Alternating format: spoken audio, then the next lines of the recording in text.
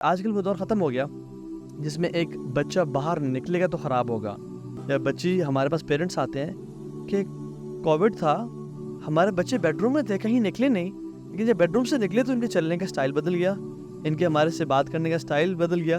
ہم نے کہا کہ اب وہ دور ختم گیا جس میں نشائیوں کے ساتھ بیٹھے گا تو نشے کرے گا. اب یہ دور سوشل میڈیا کا ہے.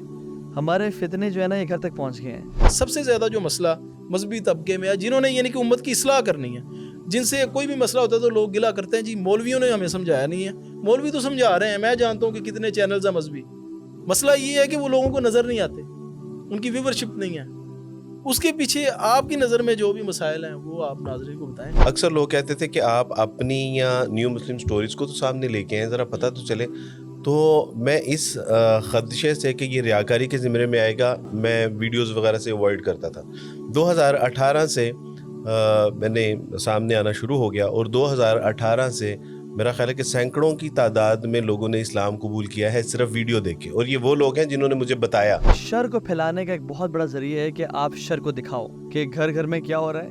کسی ایک گھر میں چلے ساس اور بہو کی پھڈا ہوا ہوگا، تو سچ ہی ہے وہ، سچ ہی ہے وہ، ٹھیک ہے. اب ہر گھر میں ہر ڈرامے میں ہسبینڈ وائف کو چیٹ کر رہا ہے، وائف ہسبینڈ کو چیٹ کر رہی ہے.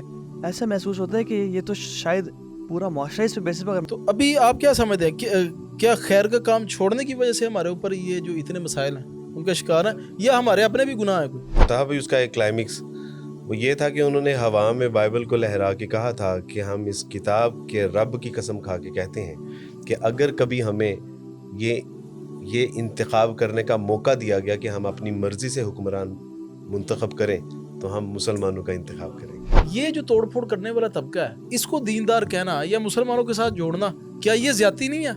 ہمیں تو اس کے اوپر کلیم کرنا چاہیے نا کہ ان سے پہلے کلمے سنے پہلے آپ. میرے والد صاحب نے ایک ٹائم پہ نا میں نے نوٹس کیا مسجد نہیں جا رہے تھے، حالانکہ مسجد باقاعدگی جاتے تھے وہ. تو میں نے پھر 2-3 دفعہ جب دیکھا مسجد نہیں گئے اور میں گیا تو میں نے ان سے پوچھا کہ بابا کیوں؟ کہتے ہیں کہ بیٹا گارڈ سامنے دیکھتا ہے، پڑوسی سامنے اکثر بیٹھے ہوتے ہیں وہ دیکھتے ہیں کہ یار کرنل صاحب ہمیں دکھانے کے لیے مسجد جا رہے ہیں، تو بیٹا میں بہتر نہیں کہ یہاں پڑھ لوں بجا کے. تو یعنی پھر میں نے کہا بابا شیطان کا واللہ وسوسہ ہے یہ، تو اس کو آپ اخلاص سے ڈیل کریں.